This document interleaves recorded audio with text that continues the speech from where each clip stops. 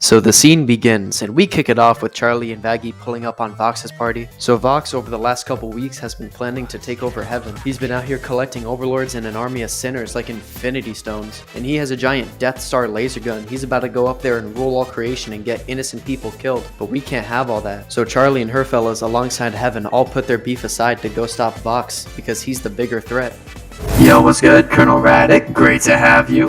Sector, always a pleasure. Hey, by the way, how's that gender swap of yours doing? What? Don't look at me like that. It was funny. Vox is out here just spamming theatrics. You know how he is. You gotta be brighter. But Charlie isn't having none of that and immediately confronts Vox. Vox, where the hell is my dad? You said he would be here. He's around. Chillax, man. Well, looks like you brought yourself your prom date. You brought one of those filthy angels, but I can respect his statement. Saying it like that's a slur, like, I get it, bro. You're so funny. Tell me something I don't know.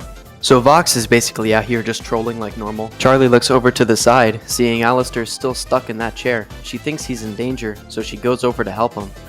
Vox peeps this and uses the wires, grabbing Charlie and putting her into a chair at that same table. Now here's where we're gonna have to pay attention. So Vox and Valentino, as we know, are lovey-dovey with each other. So Vox, who at this point is so obsessed with winning and being him and making a statement, puts Charlie's seat between him and Valentino. So Val sees this and he tweaks out while leaving, and this is the part where it gets racist.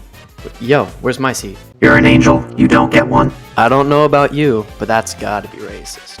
So Vox basically goes over to Charlie and just starts bragging and stuff, hyping himself up. Meanwhile, Vaggie is over at the other end of the table trying to convince Carmilla Carmine to help him in stopping Vox, but she's like, no, sorry, no can do. So with Carmilla declining the offer to help him, Vaggie's like, alright, guess I'm gonna have to stop the super weapon myself. So Vox continues talking shit. Meanwhile, the rest of our gang sneaks into the V-Tower so they can rescue Angel and get Serpentius on stream so he can spit bars and convince the sinners that it's not worth going to war with heaven. So the group we have right now is going to split into two halves. The first half, being Baxter and Nifty, they're going to go to the server room and hack streaming services to get Serpentius on live TV. The second half, Cherry and Husk, are going to go find Angel and rescue him wherever he is right now. So after a few minutes of looking, Cherry and Husk eventually find Angel. They find him half asleep on a couch in Valentino's penthouse, looking like me after a long day of school. So the dynamic duo comes into the rescue, picking Angel up, trying to get him out of here. So we cut back to Charlie and Vox, and then this happens.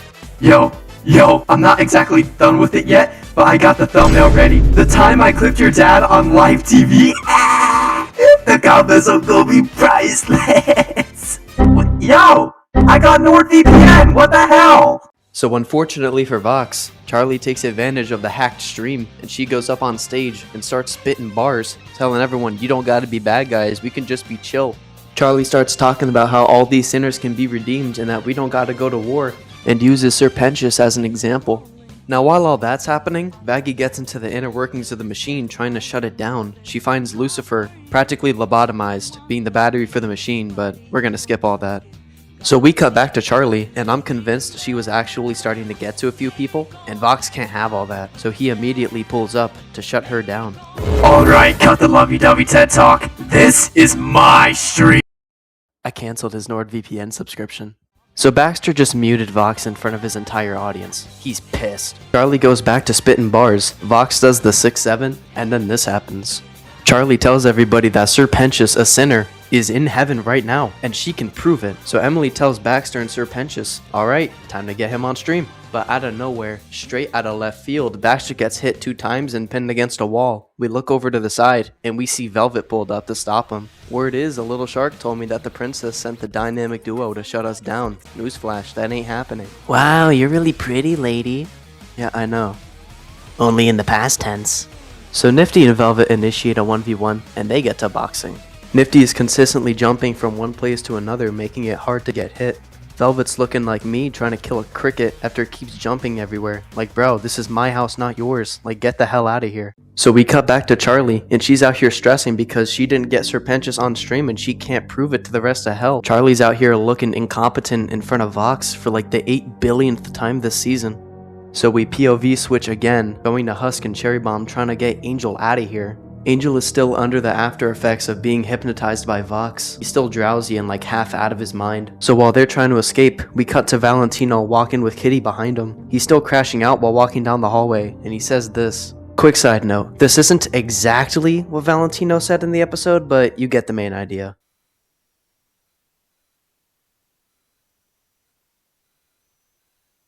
So they get into their own 2v2, but I'll only go back to it when it gets interesting. So we got Charlie out here stressing again because her entire plan is in shambles, and Emily makes her pull up to try and still salvage this plan. So Charlie and Emily try to convince the sinners one last time until they realize that something is clearly wrong. Wait, why are they looking at us like that? Hey, guess what, Dynamic Duo? You're not gonna believe this one. I hypnotized them and embedded their head with TJX6 and Casher Kwan. Their ass is not listening to you. So Vox has all the sinners under mind control, and Charlie can't fix that. She tries calling up the homies for help, but everybody's occupied, and for our girl Charlie, it's all gloom and doom. So Vox starts pressing Charlie, telling her that she's a failure and Lilith would be disgusted at her, and starts telling her like Walter White, say my name, say that I won and you lost, and I'm him, the strongest sinner in hell. And quick side note, this is how Vox gets his power, through approval rating. I'm not gonna sugarcoat it, you're a real ass at this. I know damn well your mom would be disappointed and disgusted at how ass you are at trying to do anything. So do the one thing you can't possibly fail at. Look into the camera and tell everybody that I'm the strongest sinner in hell. Not Lilith, not Alastor, not the V's, me. So of course, Charlie tells him no, because that would give him a crazy power booster and that would actually make him the strongest sinner in hell. We can't have all that. But unexpectedly, Alastor speaks up and says this. You know what? I think you should say it, Charlie. Blaze his ego this one time. He needs it. Charlie's out here looking at Alastor like he just said a slur. Like, bro, you want me to help him? And we got Vox out here looking the same thing. Like, oh my god, I'm about to become him. They get the cameras ready, and Charlie says it. Vox is the strongest sinner in hell. And just like that, Vox became him. All of hell goes crazy, and Vox loses his damn mind over it. Hell yeah! Read the comments! Hell's finally listening to you! You know, this was a lot you could do for me. All I can say is, thank you for being so ass at everything you try to do. Just, thank you. And just like that, Vox screwed up. Going back to his deal with Alastor, Alastor was his prisoner as long as Vox didn't touch Charlie. And he just did, even if it's the little shoulder thing. And with Charlie saying Vox is the strongest sinner in hell, that also breaks Alastor's deal with Rosie, meaning Rosie can't limit Alastor anymore. Bro, what are you doing? Get back in your chair! Hell no, I told you you're not allowed to touch Charlie, and you did. I thought that was pretty simple, but I guess you couldn't help yourself, you fucking tweaker. What, this?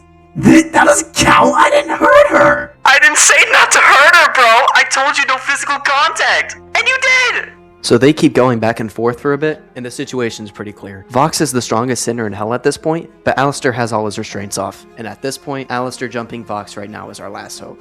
And I know damn well Alastor has been counting the seconds to get this run back. He's been having to endure Vox's chicanery for the last few weeks. I know damn well he's been waiting for this. Alastor, look, I'm a Vox fan, but you better win, because if you don't win, all of heaven's gonna get smoked, and we can't have all that. I'm adding this ass beating to my Twitch compilation. I'm uploading you on Live Leak. So these boys get to boxing. Alastor throws his goons at Vox, and then comes up and hits him with a nasty right. We see Vox come out of the debris, and he brought his Hulkbuster just for this fade. So Vox runs up on Alastor and hits him with that same hook that Alastor hit him with 2 seconds ago. You know, talk about copying your ops. I think Vox took a few notes from Shang Tsung. With Alastor pressed up against a building, Vox comes in to try and crush him, but Alastor saw that because he's better than that. Alastor slips out of the way and attempts to throw the debris at Vox, but yet again, 0 damage. Vox about instantly breaks out. Vox grabs onto Alastor, slamming him against a few buildings like Mechagodzilla. He hits him a 3rd time, dragging him against another building, this time completely just dragging him across it, hitting bro with a Ridley side B. Like, I'm not gonna sugarcoat it, that is sick work. Vox throws Alastor onto a street. Alastor attempts to hit him with more debris. Alastor throws a truck at Vox, and then Alastor slingshots himself straight at him, separating him from his extra limbs and taking away his buff. So we switch to Valentino, Husk, and Cherry, and in this is the part we've been waiting on for a long time. So Cherry pulls up on Valentino and just starts beating the hell out of him, like no holds barred, no limits. Like, dude, I've been waiting on this jumping ever since the Addict video. So Cherry gets ready to finish Valentino off, only for Angel to grab her arm. We peep over to see what's going on, and we see Angel still under the mind control, looking like Michael Afton after Ennard took over his body. They have a quick fight, snapping Angel out of it, and then Husk uses explosive dye to launch Valentino out of the tower, and Valentino only survives because he gets caught and saved by wires. So now that Valentino's out of the way, we cut back to Alastor and VOX. We cut back to their 1v1. We got Alastor pinning VOX down and ripping out his wires. VOX is meant to be the strongest sinner right now, but he's still losing, so he calls up his pet shark Shockwave to help him.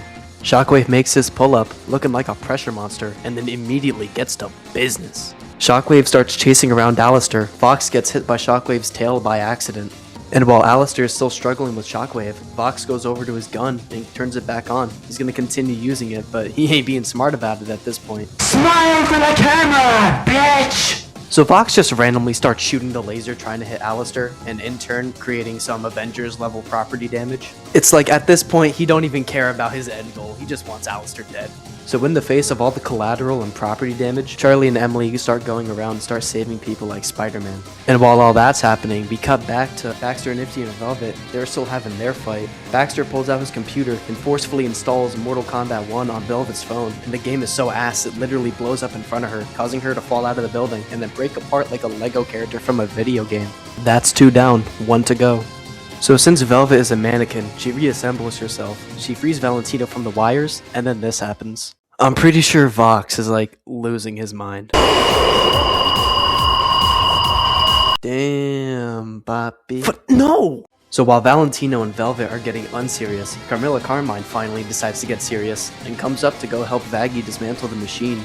But while that's happening, we cut back to Alastor. Shockwave finally latches onto his arm, giving VOX a clear target. And for Alastor here, it's all gloom and doom. Fortunately for Alastor, Emily pulls up and frees him from Shockwave, but only at the cost of herself getting in the crosshairs and losing a wing. And that's enough to send Sarah into panic mode. She tells Lute and Abel, you know what, you two just go down, get Emily, and go. And Sir Pentious tells Sarah, like, we don't need the exorcist, I can do this myself, I just need to lock in. And then they take it from there. So we cut back to our main 3. Emily's on 1 HP, Alastor's on 1 HP, and Charlie has no movement options. VOX is overlooking everybody with the gun still in his possession. He's already far too gone into his power trip, and Carmilla makes one last attempt to stop this guy. 3 bodies for 1 shot, I think they call that a hat trick. Your name will become an urban legend. VOX, stop! Firing anymore is gonna overload the reactor! Damn, really? Well, it's not like I'm about to miss. You crackhead! You shoot that thing one more time, we're all gonna get nuked, and all of us are gonna die! You know what? Fuck hell! Fuck heaven! And fuck all of you! As long as I get to wipe the grin off Alastor's fucking face, I don't care what happens! VOX has completely lost the plot at this point. He don't care about himself. He don't care about the V's. He don't care about the sinners. He don't care about hell. He don't even care about his plan to take over heaven. He just wants Alastor dead. And he's about to nuke everybody. Just for one guy. He powers up the gun one last time. And at this point, it's all gloom and doom.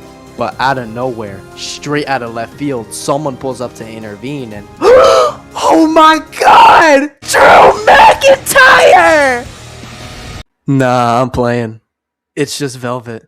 Valentino and Velvet heard what VOX was about to do, about to throw away everybody's lives just for one guy, and then they start pressing him, and then this happens. VOX tries to get in the duo off his case, trying to tell him that this is his moment, his destiny, and that he's a god. And Valentino's like, you know what? This guy's gotta fucking go. He just rips off VOX's head, turning him into a tablet. He takes VOX's head and Velvet and is like, you know what? We're leaving. We're out of here. Only to find out that his wing is broken and the machine is still overloaded, about to blow. And now for everybody, it's all gloom and doom. But then we realize, we still got one trick left. One final way to salvage the game. And you know what we do? I think you know what we do. We have a Disney moment with the song. Literally everybody knows we're all gonna die if we don't do something. So everybody gradually decides to come in and try and apply their overlord magic whatever to try and stop the gun from exploding. We got everybody surrounding the gun until someone pulls up to intervene. So Abel and Lute pull up. Abel's here just to get Emily and go, you know, like they discussed. But Lute ain't here for that. She's here to kill Vaggie. Lute is still tilted over Adam getting turned into Swiss cheese 2 videos ago, and she's gonna smoke Vaggie because she wants Charlie to know what it's like to lose a homie. Everybody's yelling at Abel to do something and stop Lute, but this is practically his first day in the field. He don't know what to do. So Vaggie and Lute get to boxing, but we practically know what's gonna happen if Abel doesn't do anything. We know what happened last time when Lute and Vaggie got into 1v1. We know what happened last video. Lute would have won if it wasn't for some bullshit. Abel's out here hiding in the debris while the two get to boxing. He's having a midlife crisis and he's trying to hype himself up and get himself out of this downward spiral. So Lute knocks a spear out of Vaggie's hands and then kicks her to the ground, putting Vaggie on 1 HP. And Lute pulls up, about to take her out and add her to her KD ratio. So Abel finally gets that adrenaline moment he needs. He runs up on Lute and starts pressing her and telling her no, this is not how the cookie crumbles. And when Lute looks back at him, she sees Adam's hallucination behind him, as if Adam himself is telling her no. And at this point, Lute's mental state is so screwed up she decides it's not worth it anymore, and leaves when Abel tells her to. So with the final obstacle finally gone, all the other overlords pull up to go help out because yeah, we know if this thing blows up, all of us are gonna die. We get everybody pulling up, Velvet and Valentino included. We got Vox complaining in the back that they're ruining everything. And with the power of friendship, the fellas disarm the bomb, they prevent the war with heaven, and we save everybody. So yeah, that's basically it. Charlie's happy she was able to save everybody. Sarah's happy she was able to protect heaven. Vox calms down from his tweak session and tells Valentino he just got carried away. Vox, dude, he's not letting you hit after that. But yeah, that's basically wraps. Also, sorry this video took so long. It took me like a month. I missed the days I had motivation, but yeah, that's basically it. Also, I got a post-credit scene, so don't leave the video yet. I'll see y'all in the next one. Good night, America.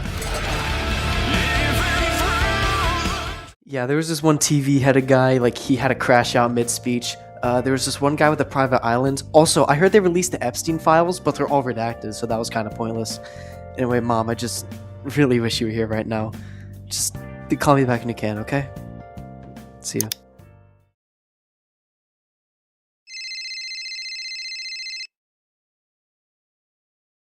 Mom?